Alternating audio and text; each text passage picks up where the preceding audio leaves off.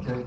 O divine Spirit, sent by the Father, in the name of Jesus, give your aid and infallible actions to your church, and pour out on the ecumenical council the fullness of your gifts.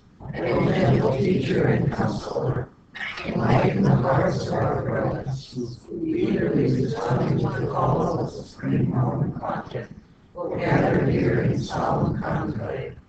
May this council produce abundant fruits. May the light and power of the gospel be more widely diffused in human society. May new vigor be imparted to Catholic religion and its missionary function. May we all acquire a more profound knowledge of the Church's doctrine and a wholesome increase of Christian morality. O gentle guest of our souls, confirm our minds in truth and dispose our hearts to obedience, that the deliberations of the council may find us generous consent and prompt obedience. We pray to you again for the lands who are no longer part of the one fold of Jesus Christ, that they too, still glory in the name of Christians, may at last be united under one shepherd.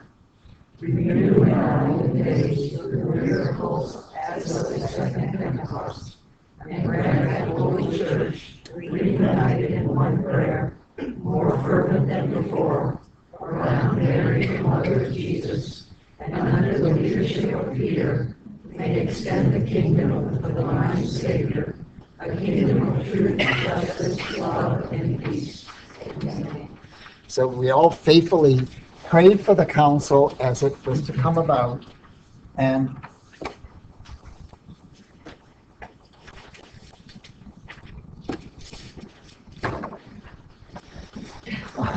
technology.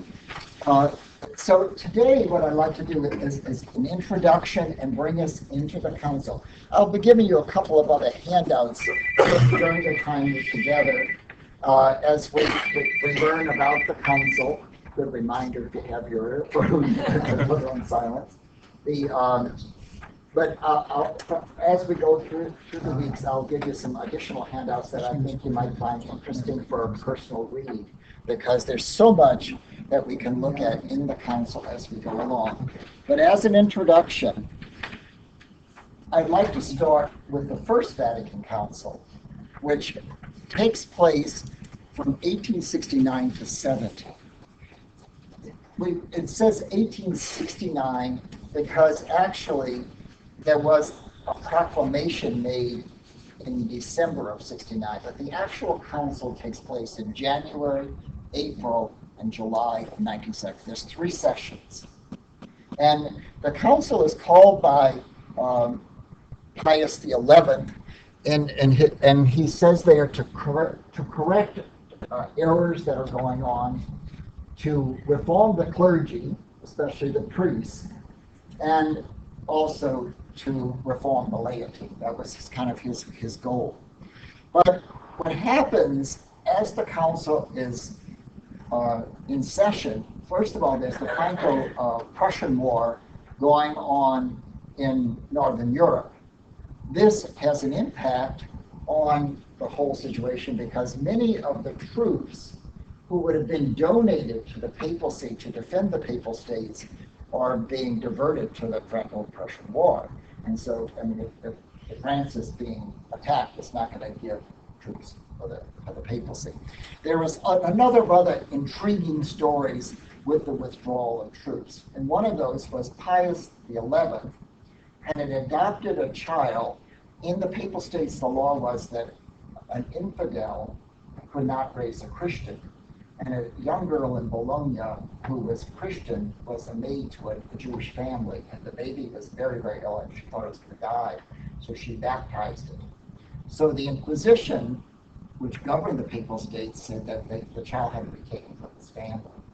And so the child was taken away. Ultimately, Pius IX adopted him as his son, legal son, and he later became a priest and dies in Belgium.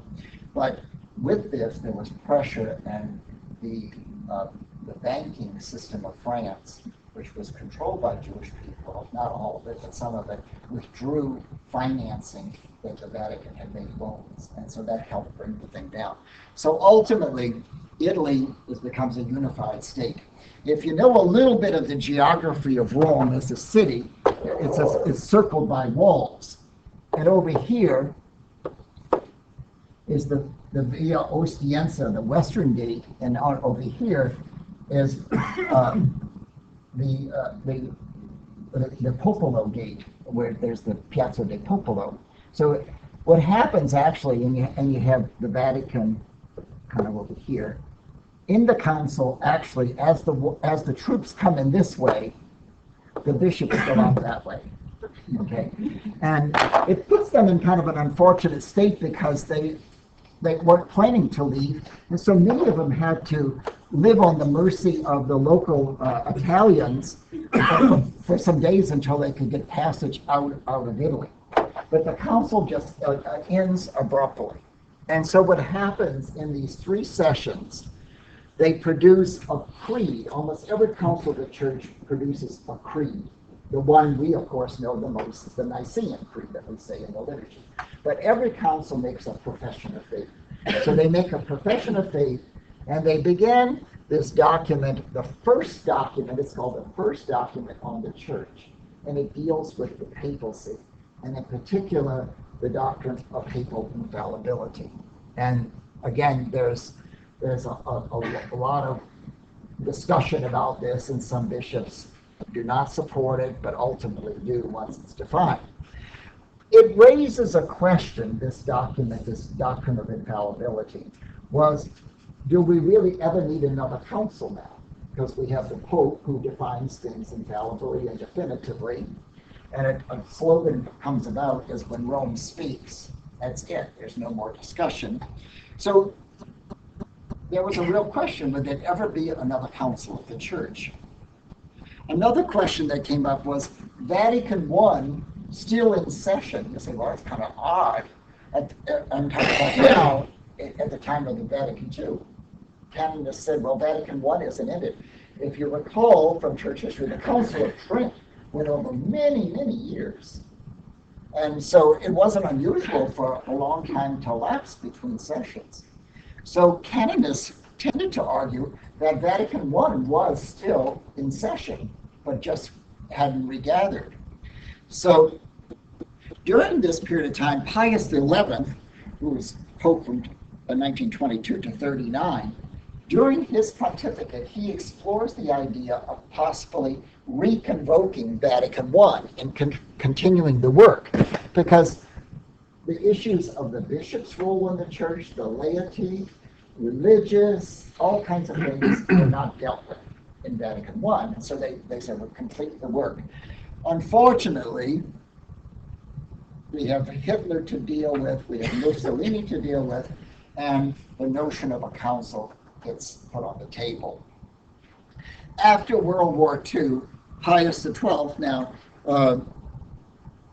these are wrong dates, this is John the 23rd date, so he comes in 1939 to 1959, and during his pontificate, he considers to have a council as well. And he actually sets up 5 committees to explore this, but it never goes anywhere. So it's not like all of a sudden, there wasn't a discussion about having a council. There was a discussion going on, and a council would have brought about some closure to issues that had been raised at Vatican I, but were never really resolved, because what happens in between Vatican I and Vatican II, for the first time in the history of the church, a code of canon law is made and is promulgated in 1917. With that, the dominance of law kind of eclipses a lot of things in the church. If you looked at seminary education at the time, more classes were given in canon law than they were in doctrine. The church was going to be governed by law, and so all kinds of things were referred to in canon law.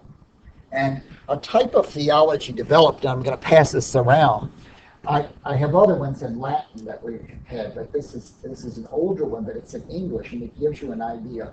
This was a manual for pastoral theology that was taught in seminaries. And if you look at it, it has kind of a quality of a cookbook.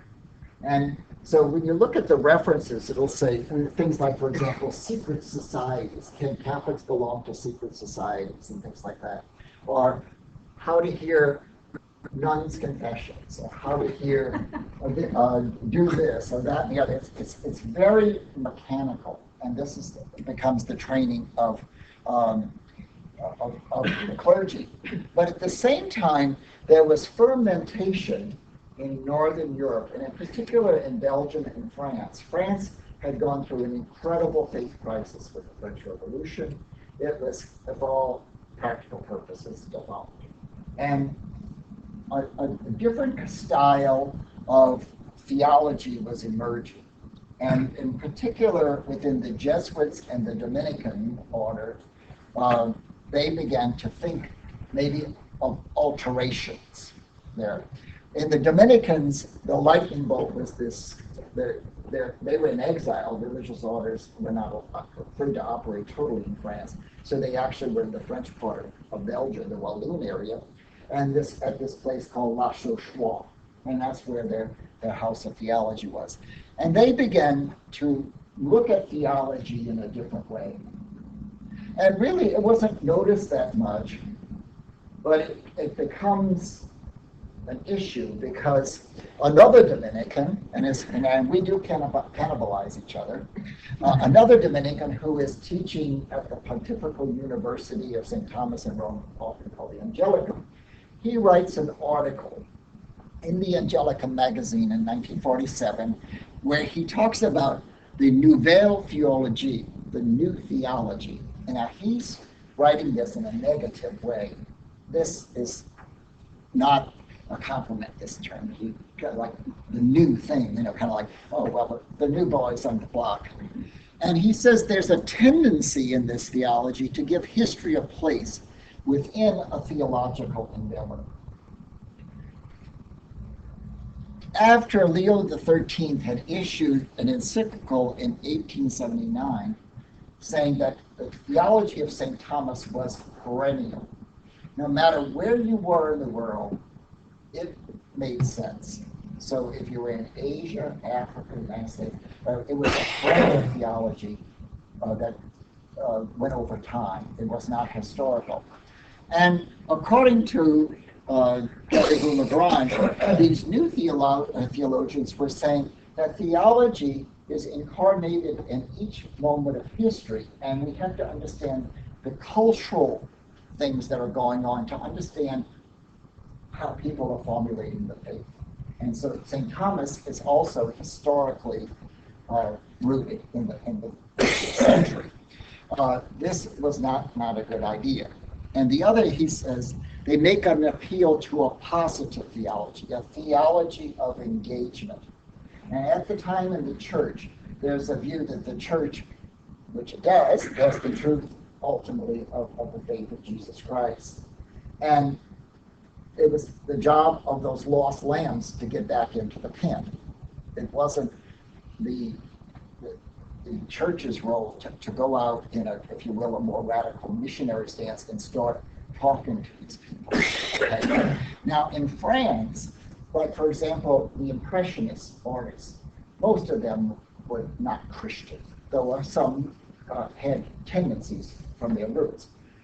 These theologians would dialogue with them and set up, Couturier was one of these people who engaged them. And so people like Matisse and all these people, he knew all these characters and would talk to them about what would religious art look like in the modern times. Now, Courvoisier was one who built these buildings. And I mean, really, if you look at it, it's very, very avant-garde. That's when you start seeing some of these kind of real abstract Jesuses and Marys and things like that. They're taking that art and bring it in there.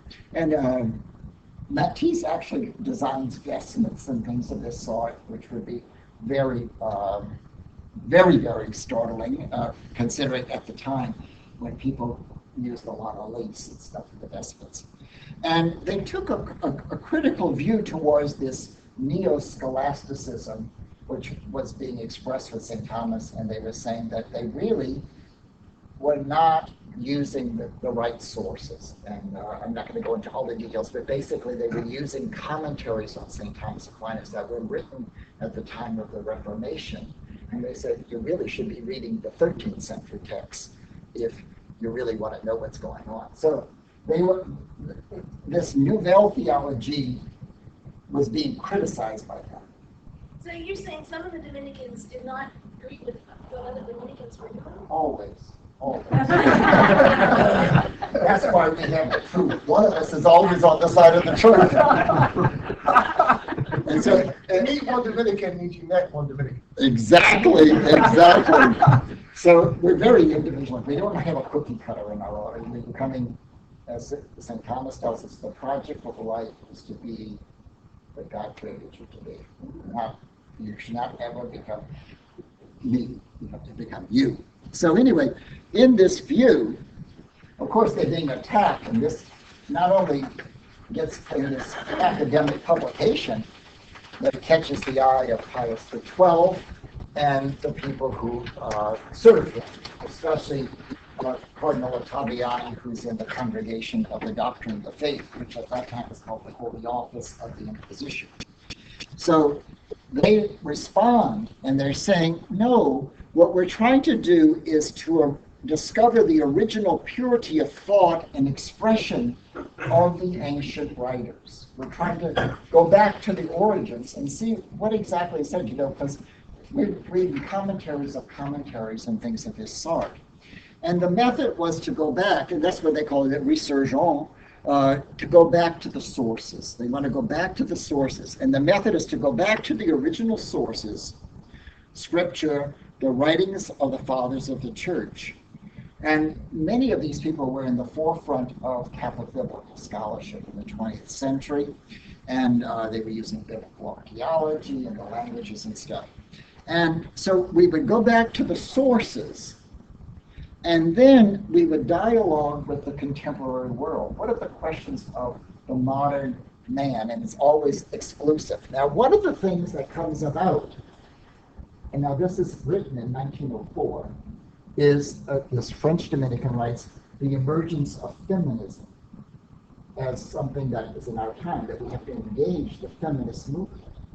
And interesting, he gives 5 papers on this. He always begins them, gentlemen.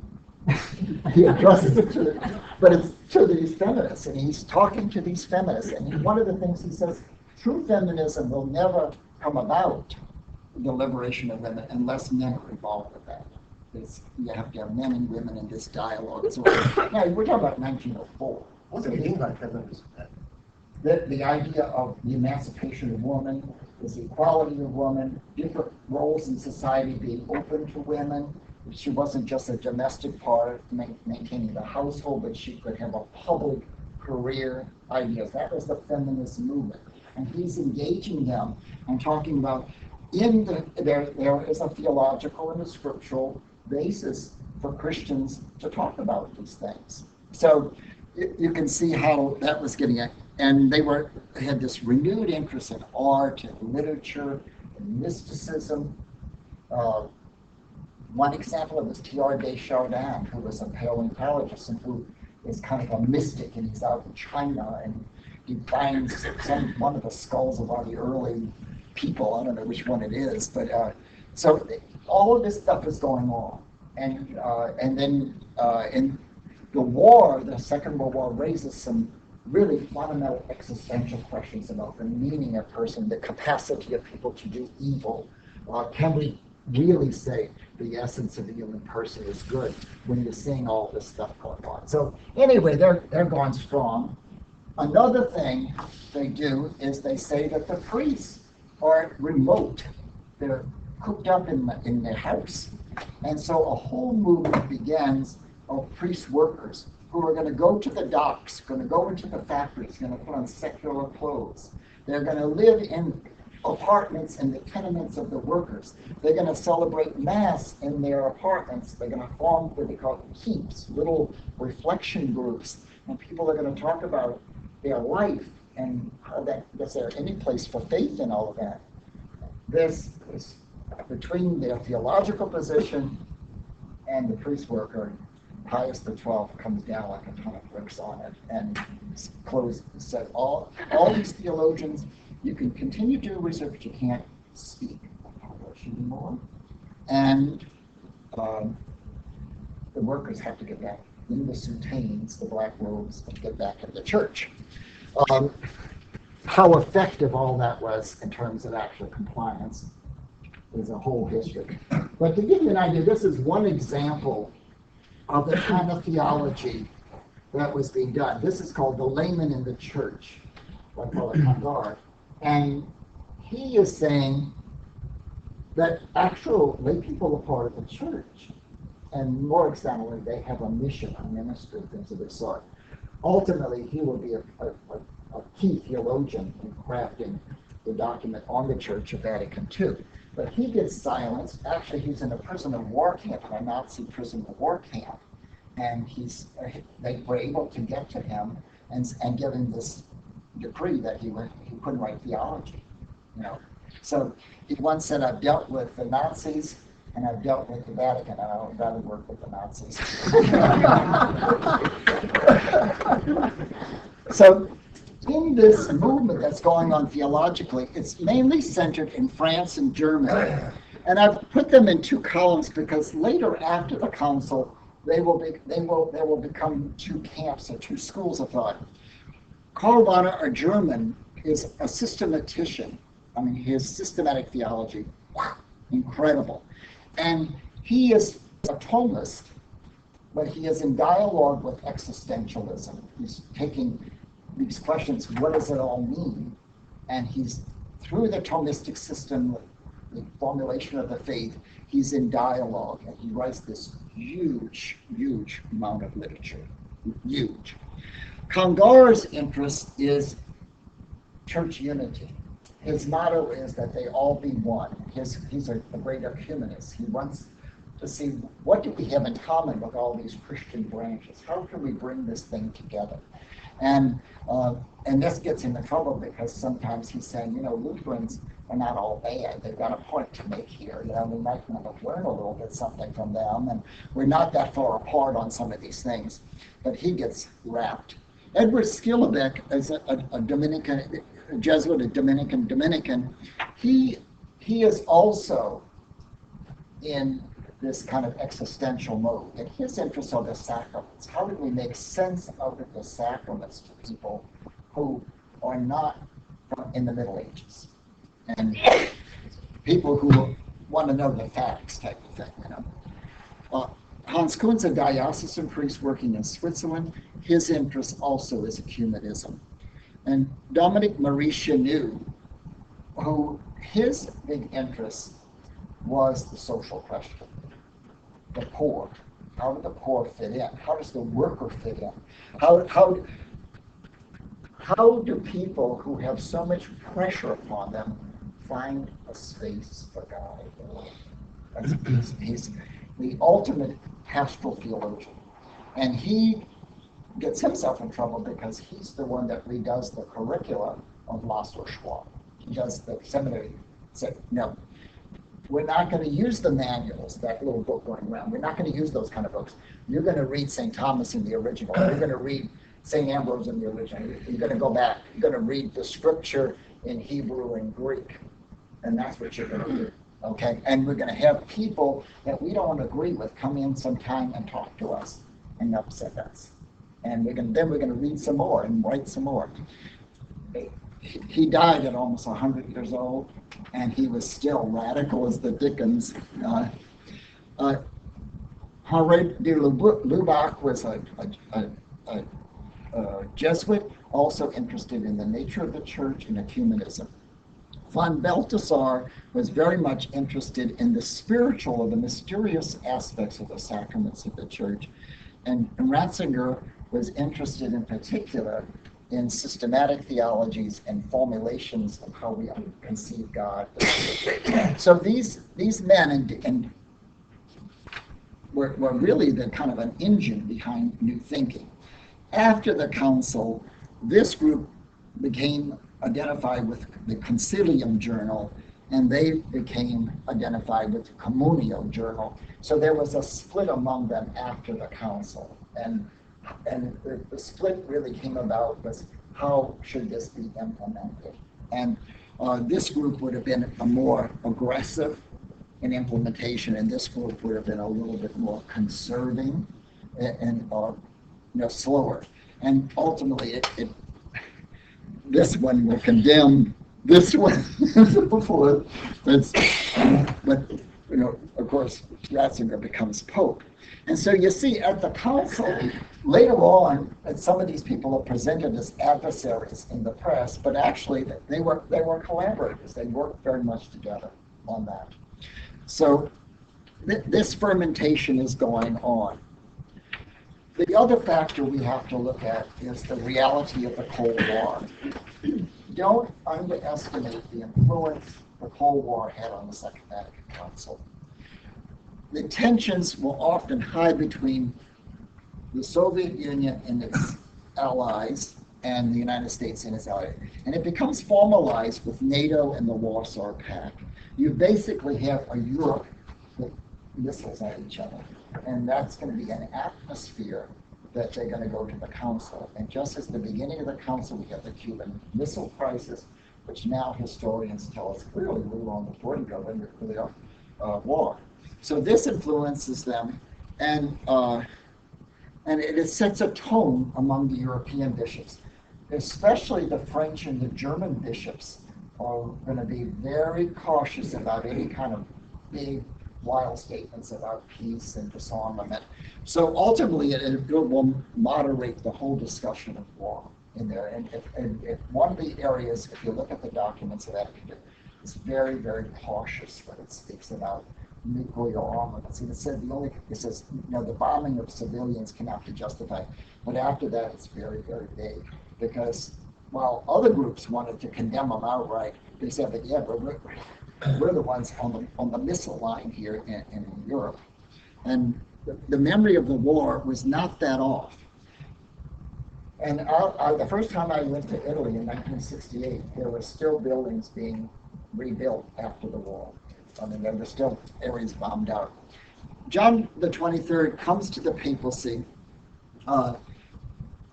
really under the rubric of a transition. He's an older man, and people are mainly hoping that he'll appoint more cardinals, because the College of Cardinals has gotten to be very old and very small. And so the idea was that he would repopulate the thing. But some people say like he was a surprise. And when my mother passed away, we went through her things, and she used our visual of my ancient generation and some of yours was the Life magazine and Look What magazine. We lived for those that come so we could see the visuals of things. When he was elected, there's an essay in Life magazine that said he's noted as an innovator in the first issue when he's on the cover. And so he comes in, his classic spiritual writing is his Journal of the Soul. And one of the marvelous things he says a week after in the journal, so he says, if God really wanted me to be Pope, he should have made me more handsome. But within 90 days of his election, he's going out to one of the great basilicas around St. Paul outside the walls. And it's supposed to be an ordinary mass celebrating this. I don't know if you remember the octave of Christian unity we used to have in January. We used to pray for Christian unity. And he was the closing of that, so he was to say this mass. And at this mass, he announces that he's going to call a council. And he says, and also a synod for the Diocese of Rome. He announces two things: to foster the good of souls and bringing the new pontificate into a clear and definite correspondence with the spiritual needs of the present day. That's what he says about the council. Of course, immediately people say, what is this council going to be about, more than that. The first reaction to the council's announcements, it was basically ignored in the secular and Catholic press. It wasn't reported. It was a non-story. The Vatican Curia, the people who had been running the church, and we know more now, but really the last 4 years of Pius XII's life, he was becoming more limited, physically, but also mentally. So that as they filled in the gaps, so these were very powerful people who were running the church. They objected on various grounds. First was there's not enough time to prepare. We're hearing that right now about the reform of the Curia. Well, it should be done, but we can't rush into this, okay? There had to be a consultation of the bishops, which would be enormous. And how would they themselves in the Curia participate in the council? Because today, many of the people who run the central administration are bishops or archbishops. At that time, they weren't. Most of them were monsignori. They were priests with red clothes. And so in a council, only bishops could vote. And so they weren't going to be able to vote. Ultimately, John the 23rd makes them all bishops, and so they can go. Solves that. But that's one of their concerns. The Protestants and the Jews were very reserved about it. The World Council of Churches in Geneva had been working among Protestants, trying to bring them more closely together. And the Orthodox Church at that time was tentatively participating in some of the sessions. And the head of the World Council now was a Dutch minister of the Dutch Reformed Church, and he felt that John the 23rd was trying to pull the rug out of their efforts. So they were very, very standoffish. Wait a minute. And the Jews also were like, what was this all about? The Orthodox churches, though, welcomed the news. They said this is a good idea, because the Orthodox Church holds very strongly that the key decision should always be made in council. They have problems with the centralized papacy. So that was the first reaction to come about. And so on Christmas Day 1961, he actually convokes the council formally, and he says it's going to be called the Second Vatican Council. So all the canonists who have been saying that it's going to be a continuation of number 1 said, as the church has always said, it's going to be a new council. And so we just moved on. So it was clearly a break with what had happened before. And he says it's going to be a pastoralist approach, updating the practices of the church, promoting Christian unity and ecumenical dialogue, and be open to the modern world. I brought here his speech that he gives at the opening of the council later in October. And I want to excerpt a couple of little things to give you a flavor. He says, the present council is a special worldwide manifestation by the Church of her teaching authority, office, exercise in taking account of errors, needs, and opportunities of our day. Here is a cause of great joy, spiritual joy, and yet this history has its darkened side too. In fact, we cannot gloss over it, that the church has a dark side.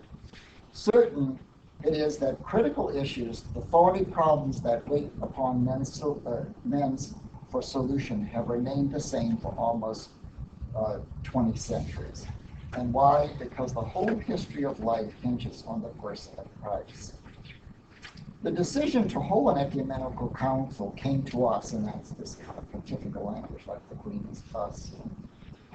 In a first instance, in a sudden flash, we communicated this decision without elaboration to the Sacred College of Cardinals on January 25th, 1959, the feast of the conversion of St. Paul in his patriarchal church of the Ostiense Way. For we have every confidence that church, in light of this council, will gain spiritual riches. New sources of energy will be open to her, enabling her to face the future without fear. Pessimistic voices. In our daily exercise of our pastoral office, it sometimes happens that we hear certain opinions that disturb us. Opinions expressed by people who, though fired with commendable zeal for religion, are lacking in sufficient prudence and judgment in their evaluations of events. They see nothing but calamity, disaster in the present state of the world. We feel we must disagree with these prophets of doom, who are always forecasting worse disasters as though the end of the world were at hand. A special moment in the history. This council is characterized by the non-impediment of civil authority. So such interventions were sometimes dictated by sincere intention on the part of secular princes to protect the church's interests. But more often than not, their motives were purely political and selfish, and resulted in situations with fraught the spiritual to disadvantage and danger. This is the first council of the church where civil authorities are not participants. Emperors in the past called kings, they would have delegates that would go and have a lot of say. This time, no civil authorities. And he says, and lastly, he says, if this doctrine is to make an impact on the various spheres of humanity, in private, family, and social life, then it is absolutely vital that the church should never in an instant lose sight of its sacred patrimony of truth inherited from the fathers. But it is equally necessary to keep her up to date with the changing conditions of the modern world and modern living, for these open up entirely new avenues for the Catholic apostolate. The church has always opposed error and often condemned them with utmost severity. Today, however, Christ's bride prefers the balm of mercy, the balm of severity, rather than the balm of severity. She believes that present needs are best served by explaining more fully the import of her doctrines, rather than punishing and condemnation. So it gives us a flavor of his mind as they go to the council. It's going to be a different church, the way he sees it, a church that's going to be prompting mercy. Now, we've got to get the job done. So there's going to be this consultation. And I'm going to pass these sheets out, and these you can take home and read them at your leisure. There's more than we need here, because we have something tonight. But if you take one, pass them on. There's going to be a vota. All the bishops of the world are going to be called to give an opinion about what the council should do. Now, a vota in the Latin jargon is not a vote, but it's an opinion. That's what it is. And there's going to be an pre-preparatory process that are going to do this polling. And so all the bishops are asked to give their opinion. Now, this little summary that you're getting is a summary of what the United States bishops thought the council should do. And it's synthetic, but it'll show that the longest text given was the Archbishop of New Orleans, Archbishop Brummel, who does a great deal of saying the need for human dignity, and in particular to raise the issue of racism has to be brought about. His is the longest one. Some of the shorter ones are, can priests keep holy oils in the glove compartment of their car? I'm serious. Now over here, there's the summary, and literally by name, each one what they say. Only 3 bishops vehemently oppose the idea of a council. It's a bad idea. But all of them are in favor of it, but they're coming up with all kinds of ideas. So ultimately, all these bishops write in these little statements. So we have about 2,500 bishops in the world. So all these things come in. So this pre-preparatory committee is going to have to sort this out when they're going to be people working in the Vatican. So the first thing they're going to do is sort it by language, and they're going to do Latin first. And then they're going to go to Italian, and then French, and so on. Then they go through the Romance language, and they get to English. English is toward the end. And they read through these, and they code them. Either are they about doctrine, or are they about law?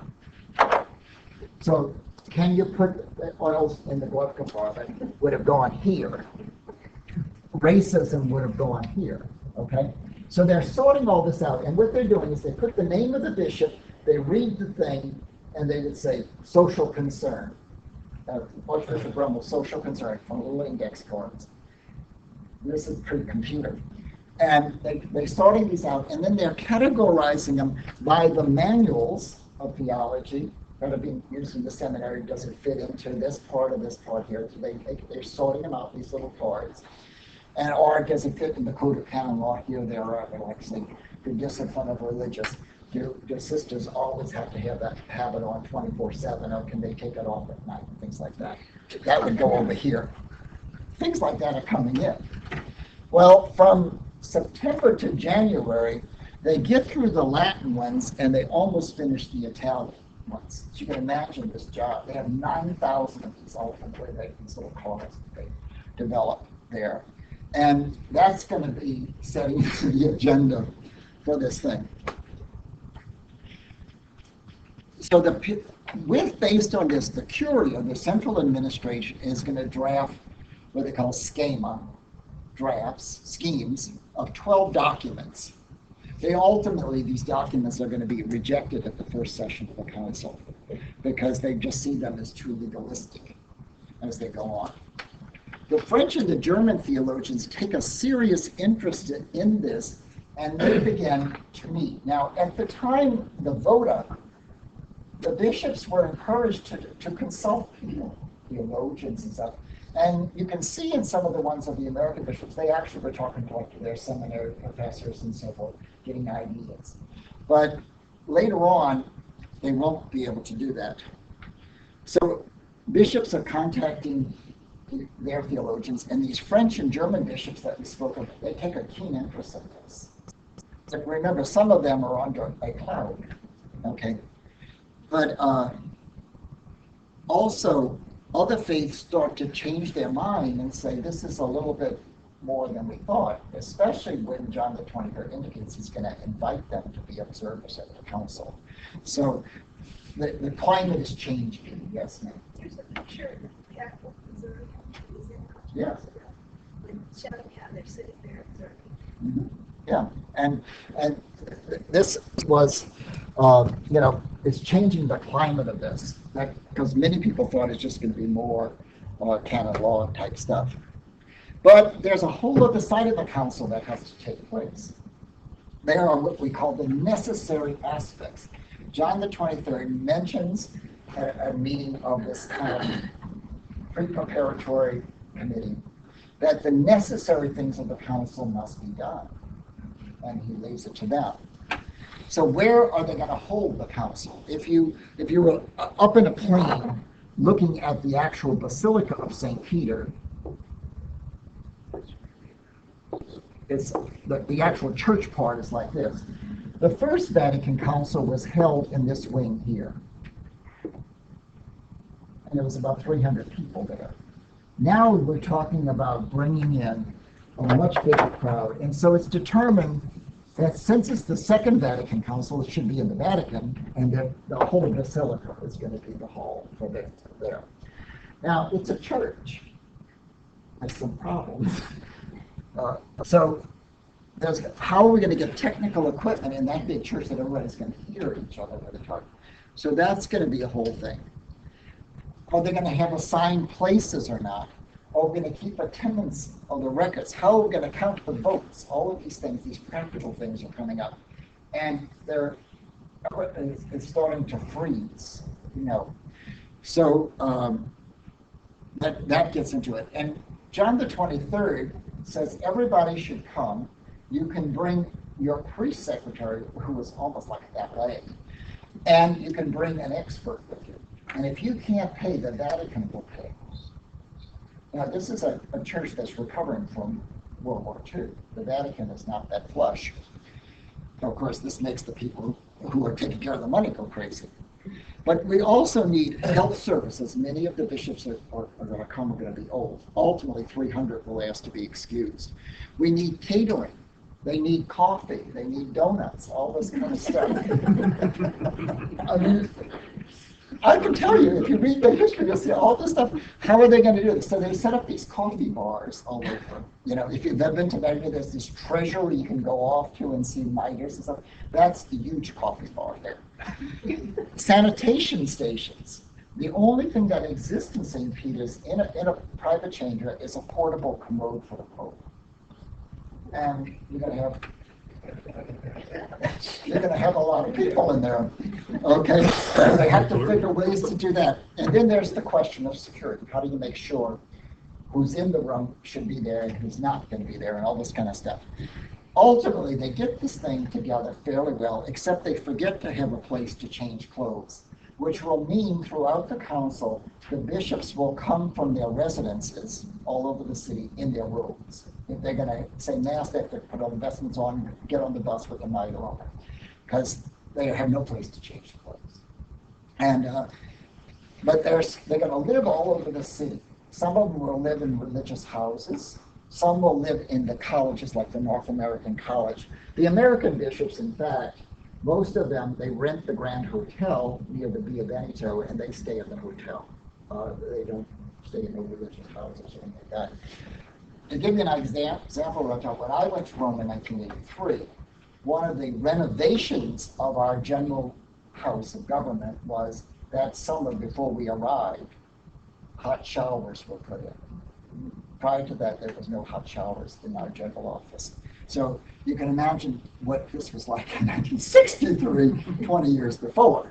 So all of this logistical stuff is going on. And so then ultimately different groups are assigned. The Germans would take care of the translation equipment, the technical stuff. The Italians would build the fawns. All different kind of roles were given there because it would ultimately, they're looking to accommodate 10,000 people. There's going to be 2,400 bishops more or less voting, and it varies with each session because some are absent, some are sick and so forth. 3,000 bishops, secretaries, and experts will come with them. So all the bishops don't take a secretary or an expert with them. 400 experts are appointed to the council. Many of the people on that list of theologians, like Rahner and Congar, and those are appointed to the council. People like Skilevec is appointed to the Dutch bishops, Chenu to the bishops of Madagascar. So they come in under our different rubric. 2,000 workers have to be employed to clean, feed, make sure the lights work, all that. So it's a huge thing. And a little bit over 2,000 people, accredited press people are accredited. There's more people than that, but this basically is the band of brothers that comes into the council to set it up. So whilst we have these high ideas going on here, there's a whole practical logistical thing. And the logistics are as important, if you read the history of the council, as anything else. They could not have accomplished so much in a shorter period of time if all of this other stuff wasn't going there. So like here at Newman, we're doing great theological things, but we need Jimmy to make sure the lights are working as we go along. So these are the Jimmies of the council. So they come together. So now the heads of the departments are made chairs of these drafting commissions. They're going to, with all those little vota, they're going to make a document of some sort as they're going to come on. And they're going to be in charge of it. This keeps the curia happy, but it makes the bishops unhappy because they feel like the curia is controlling the council. So the membership will change of these commissions. Now bishops who are out in the diocese, they're going to be put on the commissions, and these experts are going to be also appointed by the Vatican with the approval of the Holy Office. So every person has to be approved for their doctrinal soundness. Ultimately, John the 23rd will just add some other people and bypass that system. The last session of the council, which I'm jumping ahead of, will be the first time women will be appointed as observers. Sister Mary Luke Tobin, who was a United States religious sister, did not have an imprimatur to come. John the 23rd just put her in there.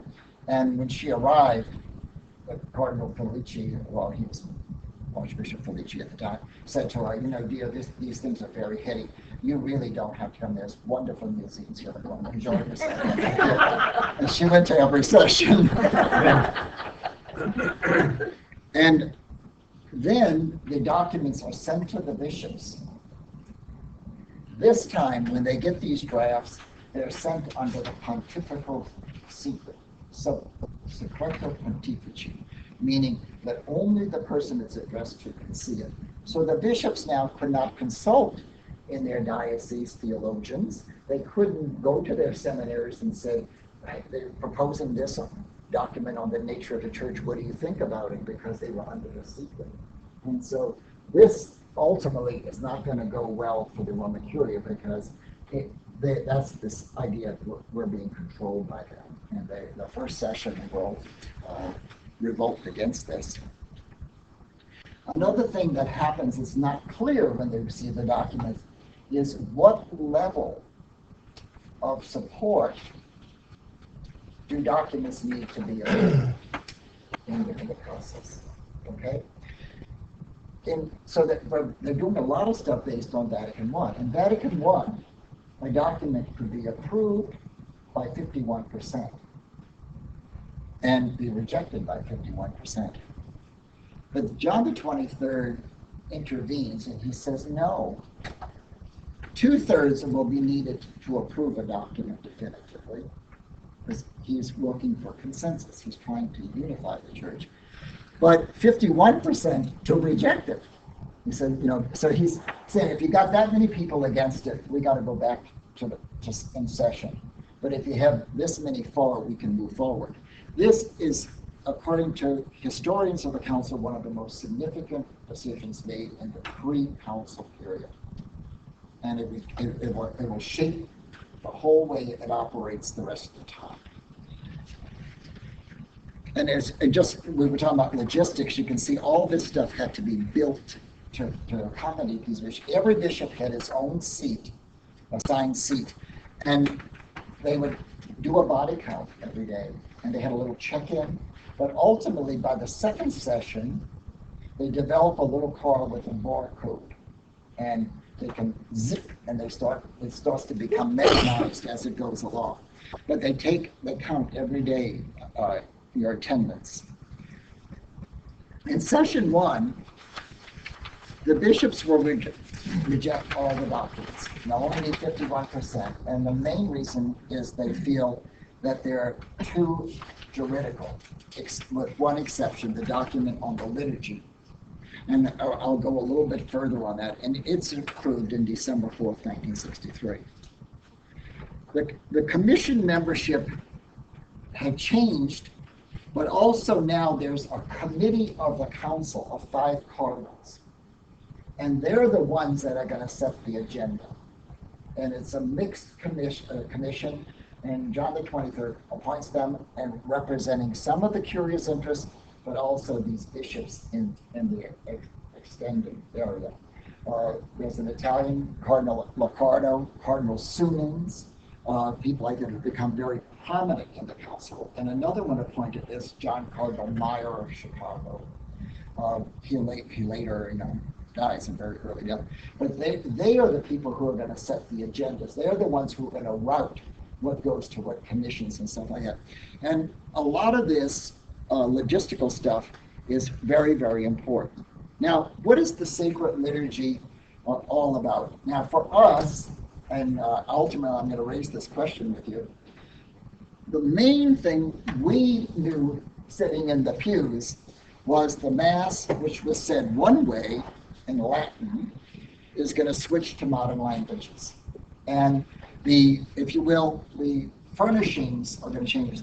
The priest who's going to face the wall in the Latin is now going to face the people. It's going to be there. And so this was, most of us, this is what we thought was the reform of the liturgy. It's much deeper than that, what they did. Pius X had lowered the age of First Communion and encouraged frequent communion. This was an important liturgical thing, and for many people, it was the beginning of the modern liturgical movement. That here, this Pope, who was noted for a kind of a rigidity and sternness, changed something. He lowers this age. And still to this day, we're still dealing, because confirmation stayed at 12, and First Communion and confirmation were the same before that at 12. So he changes that. Then Pius XII reforms the Holy Week liturgy.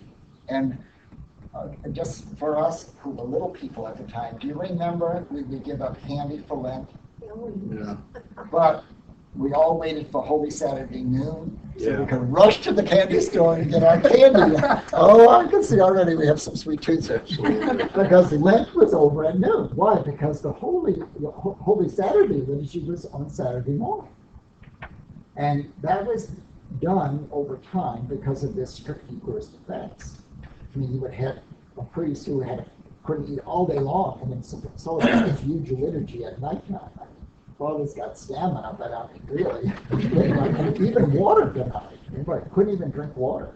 And so that was one of the accommodations to fit this canonical requirement of the fast. Brother Edward, can I make an announcement about something else? Oh, I have absolutely. totally unrelated, and I have to get back to another meeting because I'm doing something simultaneous.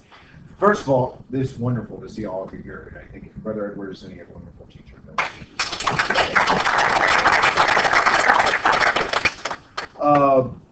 My presence is about parking.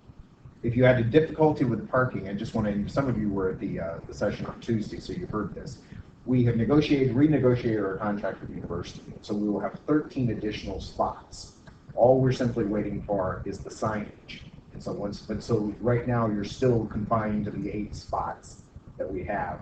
And as soon as we get the signs up, but you'll still have to abide by those signs. If you do not park in the one that says explicitly Newman Center, they will ticket you, and the university likes to do that. So, but mainly mine is more the Jimmy logistics of the 2,400 workers that make it possible. But anyway, thank you, Brother Edward. So he reforms the liturgy, and he not only does he move the time of it, but the actual liturgical movement itself, modifying certain prayers that were being said there and so forth, and bringing it much more to the ancient church. He changes the fasting rules, that 3 hours for food, 1 hour for liquids, and water any time. I could tell you stories of priests when the old boys, when we used to take care of them, and you say, like, you would have First Communion, and some child broke the fast and they couldn't make their First Communion, and they talked about how traumatic that was to children and stuff. They welcomed these changes. These were pastoral changes. Well, Brother Edward, what is it now? Is there something, or is it just kind of gone by the board? It's pretty much this still, but again, I mean, it's yeah, I would say that in medicine, anytime, things like that. But I think more and more, it varies by diocese, but I think most dioceses about 1 hour before Eucharist Day. And the idea is just to have kind of a centering sense of reverence that we're preparing for something important in our life. And then Pius XII allows the local languages in baptism and marriage. So those two sacraments now to be done in English. But it was left to the pastoral discretion of the bishops and the pastors. So some of you may have been even into the early 1960s and was still in Latin because your pastor didn't want it. All these kind of things were going on. There was a variation going on. And he approves centers for liturgical experimentation. Most of these were in Europe. But there was one that I know of is in College Mill, Minnesota, at St. John Abbey. And they had like offertory processions. The Mass was said in English. The altar was facing the people, things like this. The Mass that we kind of know today. And they were reporting back ultimately to the Vatican reaction of the people, things of this sort. But still, the priests, in these experiments, the priests had to say every prayer of the Mass, because part of the theology of the Tridentine Mass was the priest's Mass. It was his Mass. So he had to say everything. But what does the Council embrace as a theology of the liturgy? The Council says it's through the liturgy especially that the faithful are enabled to express in their lives and manifest to others the mystery of Christ and the real nature of the Church. The laity, the faithful, are enabled to express our faith in this. So is the priest not part of it anymore? Yes, but he is the presider, but it's also the whole Church. In the restoration and promotion of the sacred liturgy, the full and active participation of all the people is the aim to be considered before all else, for it is the primary and indispensable source for which the faithful are to derive the true Christian spirit. These two little paragraphs are not to be dismissed easily. We're talking about 400 years of a mentality being set aside in a couple of paragraphs. That the priest being the sacramental person, now the Church is the sacramental person. That when we are going to the Eucharist and we're praying with the priest, we are celebrating Eucharist. This is a big idea. Now, if you have children and grandchildren, they would say, big deal. We've always done it that way, huh? But for those of us who are a little bit along the journey, longer, we remember a time that we went to church. Maybe we said the rosary. Maybe if we got a thought for someone, we might got up and lit a candle during Mass just to help a friend out. Or if we were in a progressive parish, we had a Latin missal with English on one side, and we were reading along, and maybe the pastor allowed us, when he said Dominus Vobiscum, we said Et in Spiritu Tuo, or things like that. We might have even sang parts of the Mass in progressive parish. In other parishes, none of that was permitted. So it was this was a huge change. And that was about 1961.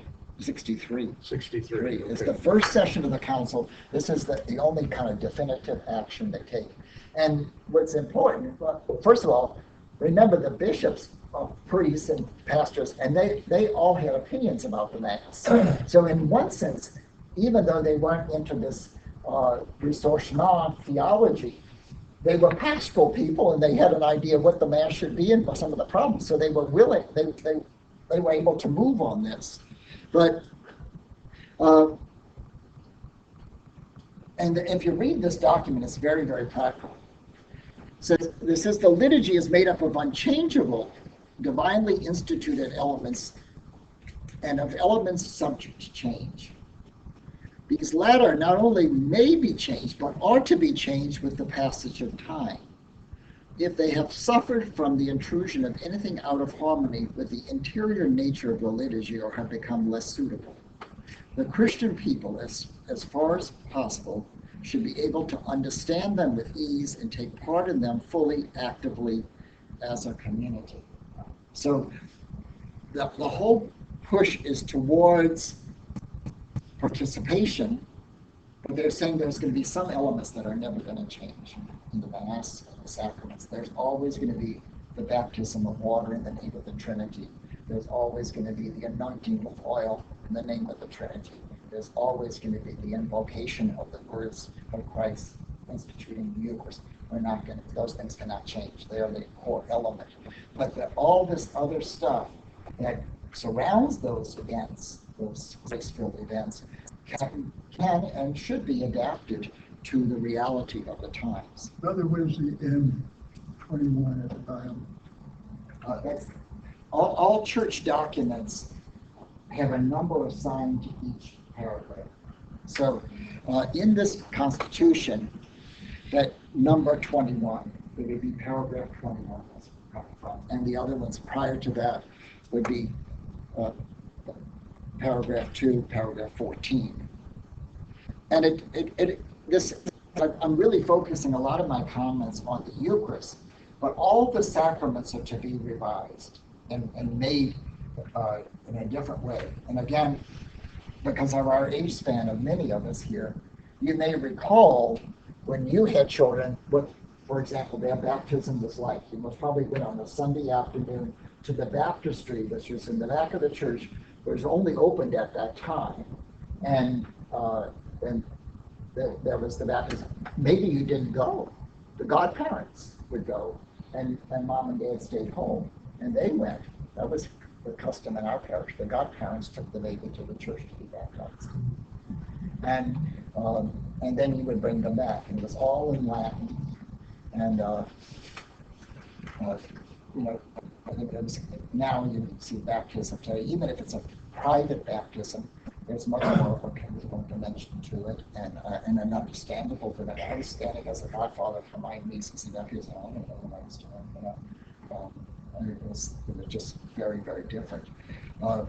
Things like the sacrament of the sick were, again, restricted often. You still have people saying the last rites. Can I have the last rites? Well, why? Well, because I'm going to have my appendix out, And viaticum, the last time we go to communion. So the whole sacramental system is going to be revived. Where were you in Advent 1964? Shockingly, some young lady in class here today said to me, well, I think I was about 2 or 3 years old. I was teaching first grade and training altar boys in a parish at this time.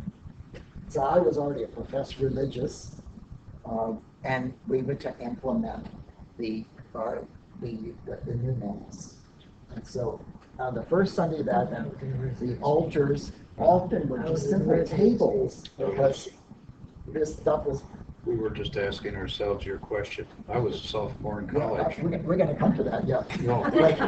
But so the altars were like tables, like dining room tables with a lovely cloth put over them, because these things were set literally in stone, the altars, so you couldn't just flip it around like that.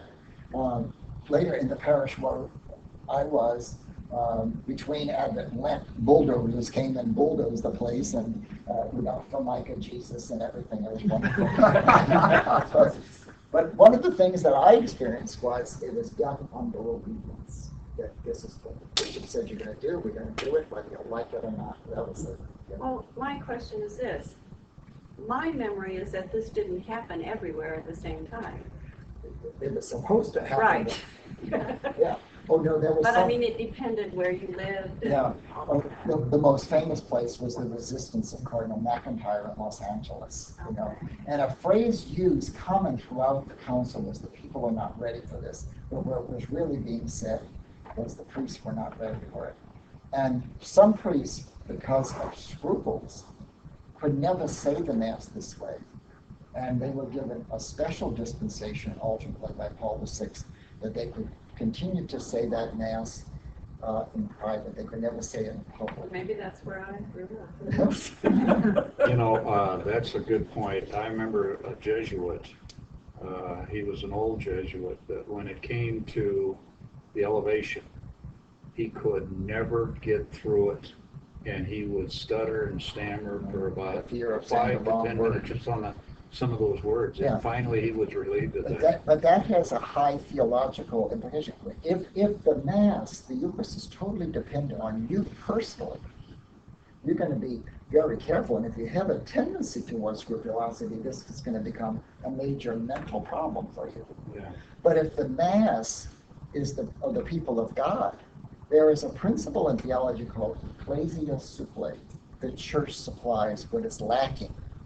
And so sometimes, and I deal with this with the students here, they go to communion, they go to Mass during the week, and that's wonderful that they do come to Mass, and then they're praying, and then when it time to go to communion, they can't even remember the readings, or they don't even don't realize they meant to communion.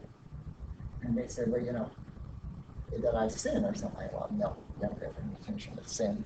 The thing was you didn't have a brain. But with the faith of everybody in that church, what you lack at that moment of perception, they are filling up for you, so you are receiving all the graces of Eucharist. But there's one thing that, I don't know what was thinking it up. I noticed that in the mid-60s, that a lot of the religious that had taught me didn't take their final vows. Many left the altar and became laymen. And was that post hoc, proctor hoc, or was that something that something happened? It was not envisioned. Actually, I'll come to that in a minute. Let me finish the liturgy. And so this introduction of the liturgy gradually, so they start in Advent, basically saying the collect and the post-communion and the offertory prayer in English. It's just 3 prayers. And then they add the Kyrie, and then they start adding and what we used to call the Suscipiat. Some of those are altar boys, all those things. And so gradually, and then it moves into the canon, and the ultimate is what Easter, they say the words of consecration in English, is to kind of ease us getting used to it. Now, it was great for publication houses because they were reaming up new sets all the time, to get this thing out, new missals and things of this sort. So, but in terms of religious life, the council never envisioned this. An interesting little tidbit that the largest dispensations of religious granted by the Holy See in the 20th century occurs in April 1963. The council does not begin until September. Okay, so Why did that happen? What the studies that have been done by religious life, now the focus of religious life in general, the numbers are in Europe and North America. Other countries, John the 23rd is trying to get missionaries to save Latin America and all of this. That's when their diocese took on that mission and they had they were all short. What happened was, more with women than men, they were impressed by a personal relationship. That's where I think got my vocation. The 8th grade Dominican sister who taught us was a woman of incredible love and a happy woman. And I would like to be a person like her. And ultimately, she guided me to the Dominican order. Later on, I got great from that order. I thought they were going to kill the nun. But you entered into a relationship with somebody and you wanted to be that, and then you entered an institution.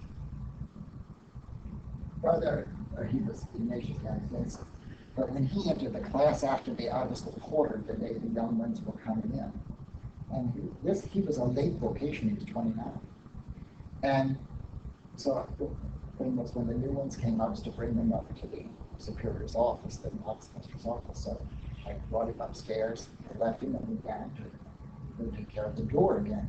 His brother and his best friend were sitting in the tall room. And they sat there and sat there. And finally, his brother came into the porteria and said to me, we're waiting for my brother. When is he coming back? I said, I don't know. So I go up and he says, tell them he has left the world. There's no need for anything else to be said. So I went down and I said, I think he's occupied or something.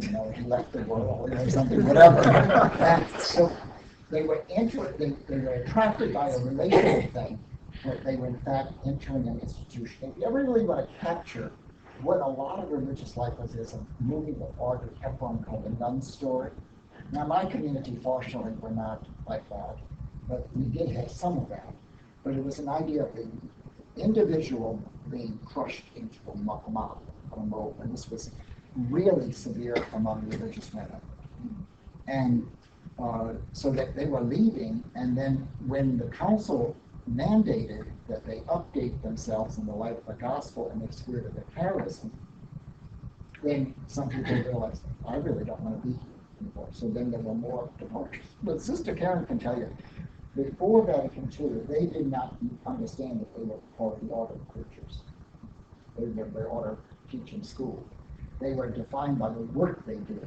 So we're a teaching order, we're a contemplative order, we're a nursing order, but it wasn't the identity of the whole family. And so the friars had that identity in the enclosement, but the active sisters were workers, and that's how they identified. I'm going to be a teacher, I'm going to do this. And they always sang the same prayer, the little office and blessing on everything again. So that created what I would say, a fundamental crisis of identity in our religious.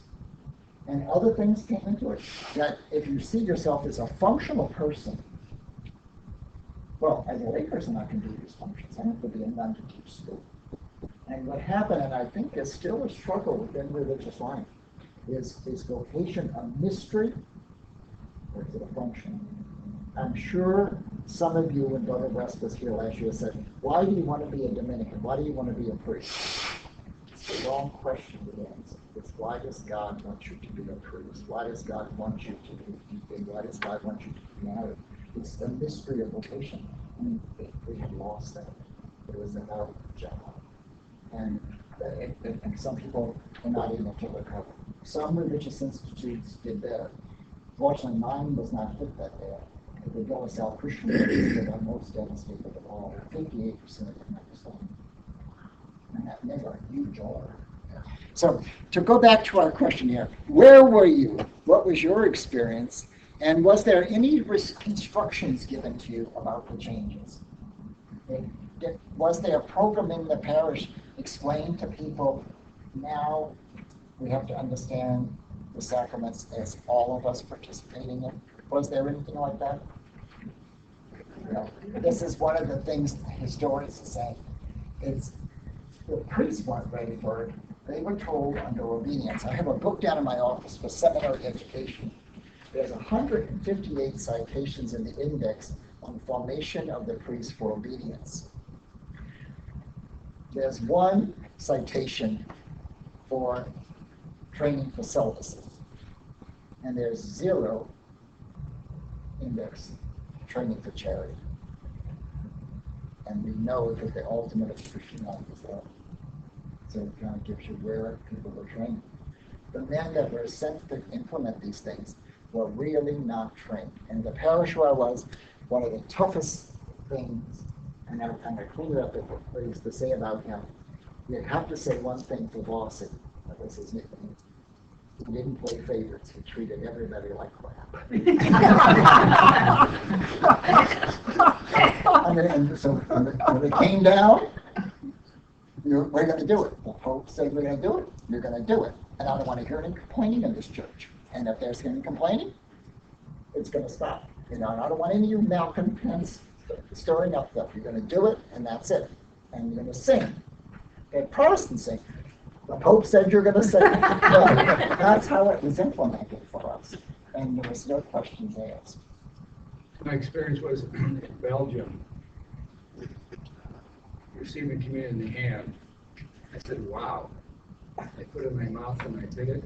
And Jesus didn't say no. He didn't believe. He didn't believe. See, and I would say this in defense of especially religious women who educated us and brought an immigrant church into some of the most educated Americans in this country, are people who came through the Catholic education system. They did the best they could with what they had. They were catechized, and often it was kind of a simplistic devotionalism. Now, we were explaining the Mass like when the priest went up the steps, that was Jesus going up onto Calvary. When he put his hands out, that was Jesus hanging on the cross. When he washed his hands, that was Pontius Pilate. Now, their theology of the Eucharist was almost non-existent. I mean, what you see now with the church is telling us what the Eucharist is. The common table, Thanksgiving and the Word and the bread and wine and all those things. As little people, it was a mystery play. And altar boys, they went into it was like a cult. Yes. Only men could go into it. It was like the Mitrine temple warriors. They learned the secret language, the secret handshake, and they did all the motions that went into it, and it was very prestigious. And remember, they all got a holiday in the spring on a picnic, and the girls stayed back in school. So I mean, this was this was an achievement. And I was the head of them, and I trained them, and we had ranks among ourselves. Yes. Oh, yeah. Oh, yes, this was something, this was as competitive as football to be in that. With regard to your last question, was there instruction? I happened to be serving Mass with that particular day when Father Timothy P. Maloney was going to announce from the pulpit that the parish could expect some changes. And he apparently, as he explained later, he could tell in the audience that there was some nonverbal signals that they didn't like this. Or what, what's the church going? Is the church going to hell or whatever? And so I was sitting up on the altar with the other altar boys, and he said one statement: just remember that a spoonful of sugar makes the medicine go down. And he turned around and walked off. We were, because for the others, we would get convoked back to the House of Formation, and the Archbishop of Dubuque, Iowa, where the Theological was at the time, was invited to come before the council started to address us, and the theme was, what can religious expect from the council? And he came and he said to us, religious should expect nothing. The primary purpose of the council is to go to Rome to declare Mary mediatrix of all graces, and you will be home by Christmas. That's what it was. Talk about somebody not prepared for what was to come, So all of these things came together, and but this is how it begins. And then the other classes will go along. I'll always bring in the human side of things, and also the products as they come out of the council, how the documents are coming about, and this. The most important part of the council is all these commissions that are working in small little groups and meeting all over, and these sessions that the bishops will start attending. Actually, during the council, the bishops are going to school. Theologians are teaching them theology during the council. And so for some of them, as one bishop I knew said, I never understood the Christian faith until I went to the council. Just a comment, brother. In 1963, the Newman Center, the original Newman Center, was under construction, and Bishop Marling, who was the first bishop of this diocese, sent a telegram to Father Don Kemper, who was the pastor, telling him that the altar was to be moved away from the wall. Wow. That's the altar that's Good timing. out of the courtyard now. Yeah. Because I mean, there were a lot of places that it was a huge thing to even redo these sanctuaries, and in the